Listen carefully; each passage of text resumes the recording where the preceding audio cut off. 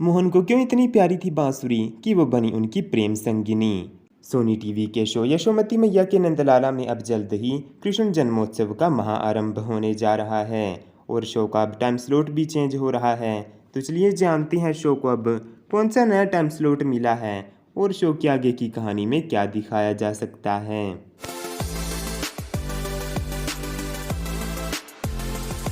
यशोमती मैया के नंदलाल शो फिलहाल 9 PM पर टेलीकास्ट होता है, लेकिन अब शो का टाइम स्लॉट चेंज होकर के 8:30 PM होने जा रहा है। यह 1 अगस्त से 8:30 बजे देखने को मिलेगा, क्योंकि अब सोनी टीवी का शो कामना 29 जुलाई को ऑफ एयर होने जा रहा है। कृष्ण जन्मोत्सव महाआरंभ में हमको मेगा एपिसोड देखने को मिलेगा और शायद हमको 1 हफ्ते तक मेगा एपिसोड्स देखने को मिलें, क्योंकि कौन बनेगा करोड़पति का नया सीजन उसके अगले हफ्ते से ऑन एयर होगा।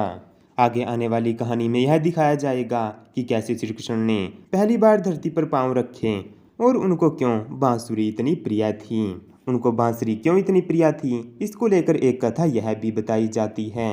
एक बार श्री कृष्ण यमुना नदी के किनारे बैठकर बांसुरी बजा रहे थे। बांसुरी की मधुर संगीत सुनकर सारी गोपियां कृष्ण के समीप आकर बैठ गईं।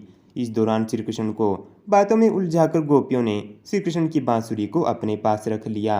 गोपियों ने बांसुरी से सवाल पूछते हुए कहा, तुमने पिछले जन्म में ऐसा क्या किया था कि तुम केशव के गुलाब की पंखुड़ी जैसे होठों पर स्पर्श करती रहती हो। यह सुनकर बांसुरी मुस्कुराने लगी। बांसुरी ने कहा, मैंने श्री कृष्ण के समीप आने के लिए जन्मों से प्रतीक्षा की है। त्रेता युग में जब भगवान राम वनवास काट रहे थे, उस दौरान मेरी भेंट उनसे हुई थी।